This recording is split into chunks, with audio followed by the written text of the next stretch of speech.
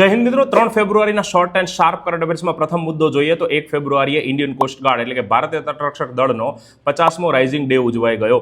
1 ફેબ્રુઆરી 1977ના રોજ માત્ર 7 સ્ટેશનો સાથે શરૂ થયેલી આપણી કોસ્ટ ગાર્ડ વિશ્વની ચોથી સૌથી મોટી કોસ્ટ ગાર્ડ બની ગઈ છે, જેની પાસે હાલ 200 સ્ટેશન, 150થી વધારે જહાજો અને 80થી વધારે વિમાન અને હેલિકોપ્ટર છે, જેની સંખ્યા 2030માં 200થી વધારે જહાજો અને 100થી વધારે વિમાન અને હેલિકોપ્ટર થવાની ધારણા છે।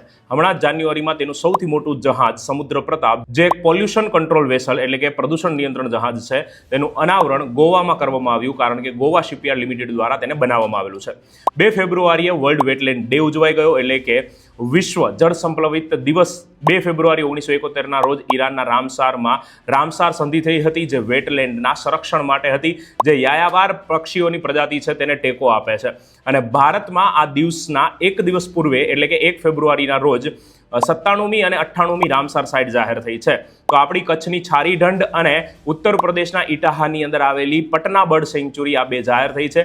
એશિયામાં સૌથી વધુ રામસાર સાઇટ ભારતમાં છે, તો વિશ્વમાં ભારતમાં અને ગુજરાતની રામસાર સાઇટનો સમગ્ર ડેટા આજના ડેઇલી કરંટ અફેર્સમાં લીધેલો છે। ગુજરાતના કરંટ અફેર્સની વાત કરીએ તો ગુજરાત સરકારના મુખ્યમંત્રી અને રાજ્યપાલને આવવા લઈ જવા માટે આપણું જે એડવાન્સ્ડ લાઇટ હેલિકોપ્ટર ધ્રુવ છે, જે હિન્દુસ્તાન એરોનોટિકલ લિમિટેડ દ્વારા બને છે, એને ખરીદવાની ચર્ચા ચાલી રહી છે। આ હેલિકોપ્ટર જે છે અત્યાર સુધીમાં 400+ બની ચૂક્યા છે અને 3.40 લાખનો ઉડ્ડયન રેકોર્ડ છે।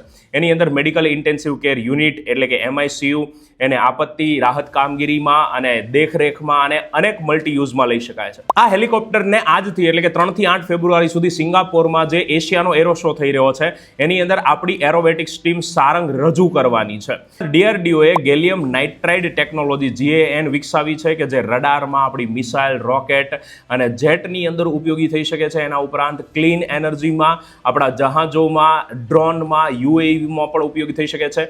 માત્ર 6 દેશો પાસે આ ટેકનોલોજી હતી અને હવે ભારત એને ધરાવતો 7મો દેશ બન્યો છે। SSPL એટલે કે સોલિડ સ્ટેટ ફિઝિક્સ લેબોરેટરી દિલ્હીમાં આવેલી છે, એના વડા મીના મિશ્રાનો આમાં સિંહ ફાળો રહેલો છે। અમેરિકાએ ભારત ઉપર જે રેસિપ્રોકલ ટેરિફ લગાવ્યો હતો 25%, અને આપણે રશિયા પાસેથી ઓઇલ ખરીદતા હતા એટલે વધુ 25% ટેરિફ લગાવ્યો હતો, એટલે ટોટલ 50%, એમાંથી ઘટાડીને 18% કરી નાખ્યો છે। જે દંડાત્મક ટેરિફ હતો એ નાબૂદ કરી દીધો છે અને રેસિપ્રોકલ ટેરિફ 25માંથી ઘટાડીને 18% કરી નાખ્યો છે। અને તાઇવાને પોતાની પ્રથમ સ્વદેશી સબમરીન, જેનું નામ છે નારવહલ અને ચાઇનીઝ ભાષામાં થાય છે હેઇકુન, એટલે કે ચાઇનીઝ ગ્રંથમાં એક સૌથી મોટી માછલી છે, એના નામ ઉપરથી બનાવવામાં આવેલી છે, એનું પ્રથમ સફળ પરીક્ષણ કર્યું છે। એક બહુ મોટી વાત, ફોરેસ્ટની અંદર જે વિદ્યાર્થીઓ જોડાવા માંગે છે વનપાલ અને વનરક્ષકમાં, તો આજે રાત્રે 10 વાગે એમના માટે ખાસ એક મોટી સરપ્રાઇઝ આવી રહ્યા છે, તો જોડાયેલા રહો અમારી સાથે। જય હિન્દ, જય ભારત।